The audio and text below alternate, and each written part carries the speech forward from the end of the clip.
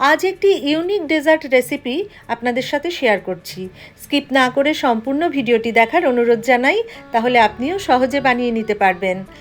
আপনাদের সবাইকে স্বাগত জানিয়ে শুরু করছি রান্না। আসুন দেখে নিই কীভাবে তৈরি করি জাফরানি শাহি ক্ষীর। এই রেসিপিটি আপনি বাড়িতে, গেস্ট এলে, আপনার কোনো স্পেশাল ডেতে, এমনকি আপনি পুজোর দিনেও তৈরি করে পরিবেশন করতে পারবেন। খুব সুস্বাদু হয় খেতে। তার জন্য এখানে নিয়ে নিয়েছি আমি 150 গ্রাম বড় দানার সাবু। ভালো করে ঝেড়ে প্রথমে পরিষ্কার করে নিয়েছি। সাবুর মধ্যে একটু সাদা সাদা পাউডার টাইপের ধুলো থাকে। তারপরে জল পাল্টে পাল্টে 3-4 বার হাত দিয়ে ভালো করে কচলে কচলে ধুয়ে নিতে হবে। সাবুর মধ্যে একটু কেমিক্যালের মতন গন্ধ থাকে, সেই গন্ধটা যতক্ষণ না চলে যায় ধুয়ে নিতে হবে, না হলে এই গন্ধটা ক্ষীরের মধ্যে মিশে গেলে খেতে ভালো লাগবে না।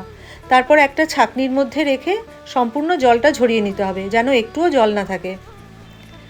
তারপর আগে থেকে জাল দিয়ে ঠান্ডা করে নেওয়া দুধ দিয়ে আমি সাবুটা ভেজাচ্ছি। আপনারা জল দিয়েও ভেজাতে পারেন, তবে দুধ দিয়ে ভেজালে টেস্ট বেশি হবে।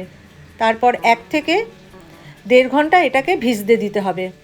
আমি 150 গ্রাম সাবুর জন্য হাফ কাপ দুধ ব্যবহার করেছি। সম্পূর্ণ দুধ সাবুর মধ্যে অ্যাবজর্ব হয়ে গেছে।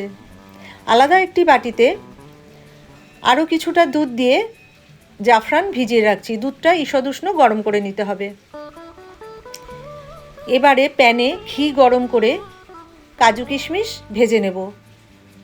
আমি ঘি ব্যবহার করছি, আপনারা বাটারও ব্যবহার করতে পারেন, তবে যে কোনো শাহি ফ্লেভারের রান্নাতে ঘি ব্যবহার করলে গন্ধ তো ভালো লাগেই, খেতেও খুব ভালো লাগে।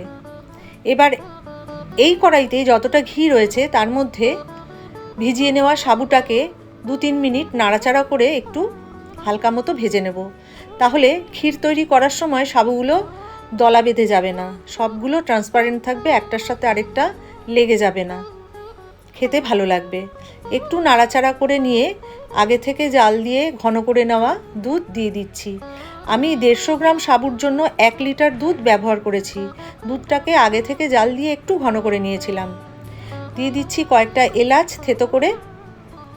এবারে কিছুক্ষণ ফুটতে দিতে হবে। ফুটতে ফুটতে যখন একটু দুধটা শুকিয়ে আসবে তখন দিয়ে দিতে হবে মিছরি। মিষ্টির পরিমাণ আপনারা আপনাদের ইচ্ছে অনুযায়ী দেবেন। দুধগুলো শুকোতে শুকোতে কড়াইয়ের গায়ে যে সরগুলো লেগে থাকবে সেগুলো মাঝে মাঝে এরকম হাতা বা চামচ দিয়ে ছাড়িয়ে দুধের মধ্যে মিশিয়ে দেবেন, তাহলে খেতে ভালো লাগবে। ভেজে নেওয়া কাজু কিশমিশ দিয়ে দিলাম। এবারে দুধটা আর কিছুক্ষণ ফুটিয়ে চেক করে নিতে হবে সাবুটা ঠিকমতো সিদ্ধ হলো কি না। আমি একটা সাবু আপনাদেরকে ভেঙে দেখাচ্ছি, একদম ট্রান্সপারেন্ট হয়ে গিয়েছে, ভেতরে কোনো সাদা দানা বা কিচ্ছু নেই। এবার এতে মিশিয়ে দিচ্ছি জাফরানে ভেজানো দুধ। এটা দেওয়ার সাথে সাথে খুব সুন্দর একটা গন্ধ আসবে। দিয়ে দিলাম হাফ চামচ গোলাপ জল, বেশ সুন্দর শাহি ফ্লেভার আসবে, খেতেও তো সুন্দর লাগবেই। সবগুলো মিশিয়ে দিয়ে আমি কিছুক্ষণ ঢাকা দিয়ে রেখেছিলাম।